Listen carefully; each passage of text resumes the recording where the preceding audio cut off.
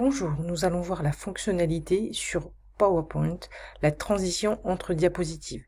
Ça vous permet de créer une dynamique entre les diapositives et nous allons voir plus précisément la transition morphose. Alors donc les premières diapositives sont un récapitulatif des copies d'écran pour pouvoir effectuer cette transition morphose. Donc on va le faire en direct. Alors, je veux faire une morphose, donc une transition morphose sur cette diapositive-là. Donc ce que je vais faire, donc je vais aller dans Transition.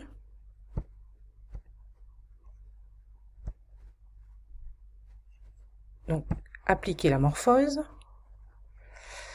Pour avoir cet aspect-là, vous devez alors copier donc le titre, donc les origines, vous faites un CTRL-C. Vous allez aller donc sur la diapositive précédente, vous allez réduire votre écran et vous allez faire pomme V.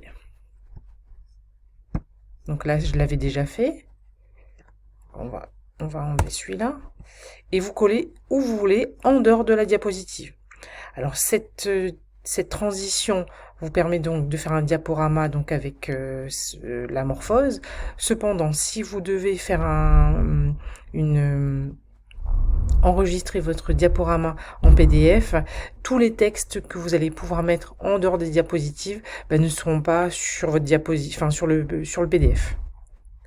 Alors, une petite particularité pour la morphose, si vous avez, comme je vous ai montré dans une autre vidéo, si vous avez effectué donc le masque de diaporama. Donc on va repartir dans masque de diapositive.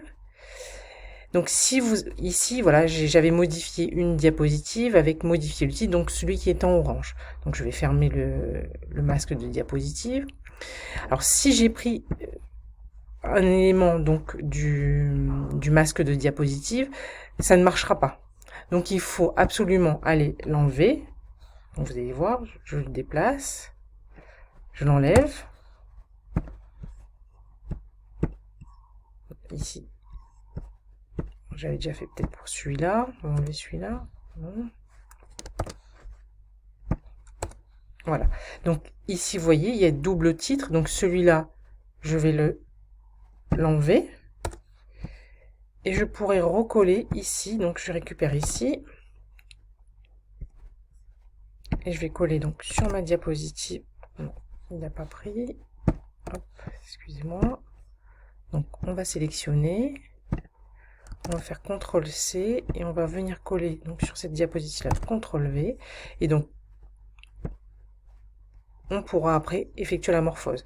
Donc tout en sachant que si vous avez deux diapositives, voire trois avec le même titre, vous allez pouvoir faire la morphose sur la première mais pas sur les autres.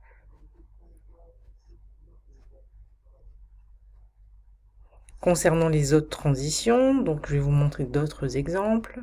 Alors vous allez pouvoir faire ce genre de transition, donc on va sur transition. Et vous avez toutes les transitions ici. Alors il ne faut pas non plus en abuser.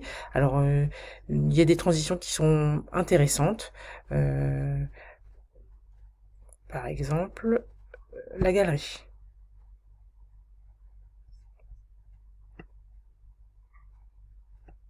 Alors si on refait l'animation ici,